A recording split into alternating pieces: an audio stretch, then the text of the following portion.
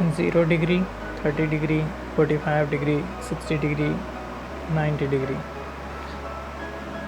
0, 30 degree, 45 degree, 60 degree और 90 degree.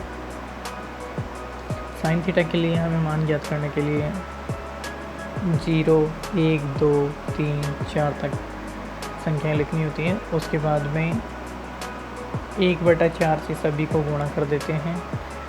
0 गुणा 1/4, 1 गुणा 1/4, 2 गुणा 1/4, 3 गुणा 1/4 और 4 गुणा 1/4।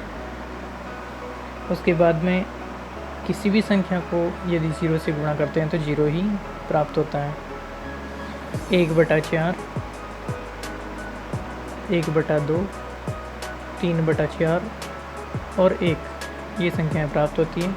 उसके बाद में सभी संख्याओं का रूट कर देते हैं। 0 का रूट करते हैं तो 0 अवेलेबल होता है। 1/4 का रूट करते हैं तो 1/2 अवेलेबल होता है। और 1/2 का रूट करते हैं तो 1/√2 प्राप्त होता है। और रूट 3/4 करते हैं तो रूट 3/2 प्राप्त होता है। और 1 का हमेशा रूट करते हैं तो 1 ही आता है, और 1 का वर्ग भी करते हैं तो भी 1 ही आता है। इसी प्रकार हमें साइन थीटा जो है वो प्राप्त होता है। साइन 0 का मान 0 होता है, साइन 30 डिग्री का मान 1/2 होता है, साइन 45 डिग्री का मान 1/2 होता है, साइन 60 डिग्री का मान √3/2 प्राप्त होता है, और साइन 90 डिग्री का मान 1 प्राप्त होता है। साइन हमेशा कोस का उल्टा रिवर्स में होता है, इसलिए इसको लिख देते हैं। कॉस 0 डिग्री बराबर 1, कॉस 30 डिग्री बराबर √3/2, कॉस 45 डिग्री बराबर 1/√2 और कॉस 60 डिग्री इक्वल टू 1/2 और कॉस 90 बराबर 0। टेन साइन बटा कोस होता है, और इसके लिए साइन की जो संख्याएं हैं उसमें कोस का भाग दे देते हैं। तो हमें 0 के अंदर 1 का भाग देते हैं तो 0 अवेलेबल होता है।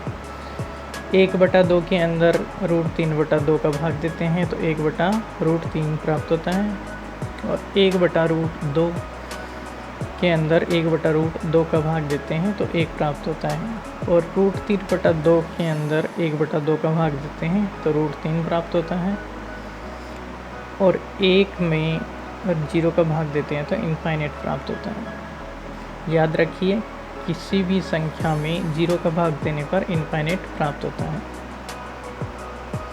कॉट tan थीटा का रिवर्स में होता है, इसलिए इनफाइनाइट, √3, 1, 1/√3 और 0 ये प्राप्त होते हैं।